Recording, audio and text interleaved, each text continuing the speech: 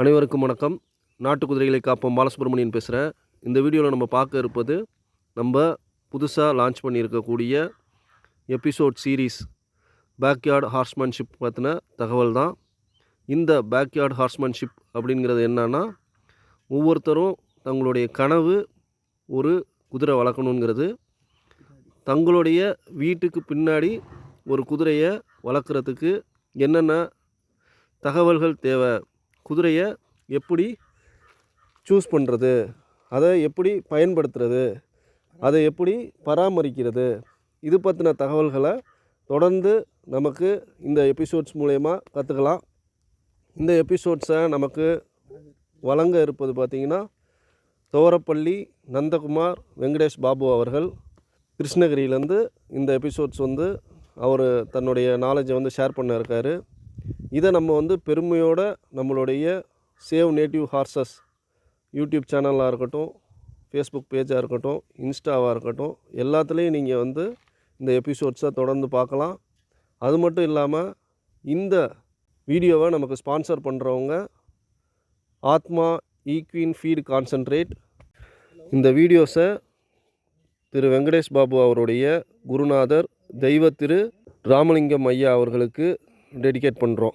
நம்மளுடைய பேக்யார்டு ஹார்ஸ்மேன்ஷிப்புடைய முக்கியமான நோக்கம் என்னன்னு பார்த்தீங்கன்னா, குதிரைகளுடைய தங்களோட வாழ்ந்த மற்றும் குதிரைகளோட வாழ்ந்துக்கிட்டு இருக்கக்கூடிய நபர்களுடைய அனுபவத்தை எல்லார்ட்டையும் கொண்டு போய் சேர்க்கணுங்கிறது தான் மிக முக்கிய நோக்கமாக இருக்குது.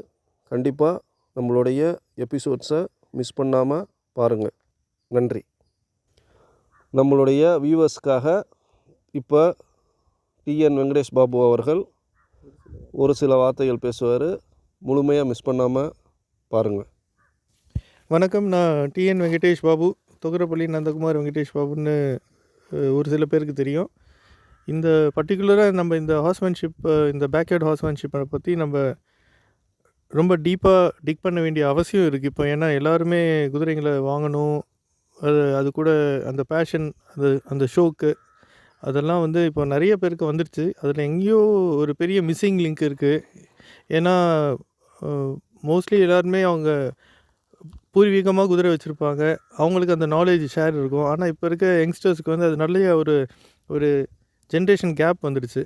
ஸோ அதனால் இப்போ நாங்கள் பிளான் என்ன பண்ணியிருக்கோம் அப்படின்னா, பாலு சாரோட இன்ட்ரெஸ்ட்டுக்காக அவர் தொடர்ந்து இதை முறையாக போய் மக்கள்கிட்ட சேர்த்தணுன்ற ஒரு பயங்கரமான ஒரு ஆர்வம் இருக்குது அவருக்கு. அதனால் நான் அவர் கூட ஜாயின் பண்ணுறேன். இதில் நாங்கள் யாரும் பர்சனலாக ஒரு இண்டிவிஜுவல் கேரக்டரையோ இல்லை ஒரு இண்டிவிஜுவலையோ வச்சு அவங்கள ப்ரொமோட் பண்ணணுன்றது ஐடியா கிடையாது. அத்தனை பேருங்களும் குதிரையில் எல்லாருக்கும் பல விதத்தில் எக்ஸ்பீரியன்ஸஸ் இருக்கும், நாலேஜஸ் இருக்கும். எல்லாத்தையும் ஒரு கம்பைல்டாக ஒரு இடத்துல கொண்டு ஒரு சோஷியல் மீடியாவில் கொண்டு எல்லாருக்கும் போய் ரீச் ஆகணுன்றது தான் main idea. So individual promotion எங்கேயும் இருக்காது. இதை பற்றின கம்ப்ளீட் என்ன சொல்லுவோம், எல்லா சப்ஜெக்ட்ஸும் இதில் இருக்குங்க. அதாவது பேசிக்காக நீங்கள் குதிரை சூஸ் பண்ணுறதுலேருந்து, அதை மெயின்டைன் பண்ணுறதுலேருந்து, அது ஸ்டேபிளிங்லேருந்து, அது ஃபீடிங்லேருந்து, இதில் மெயினாக நாங்கள் ரொம்ப இம்பார்ட்டன்ஸ் கொடுக்கறது injuries.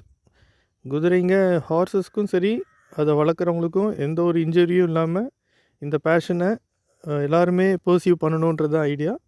So will all join together இந்த ஒரு நல்ல விஷயத்தில் முறையாக அதை எப்படி செய்யணுன்றதை நம்ம பகிர்ந்துக்கலாம்.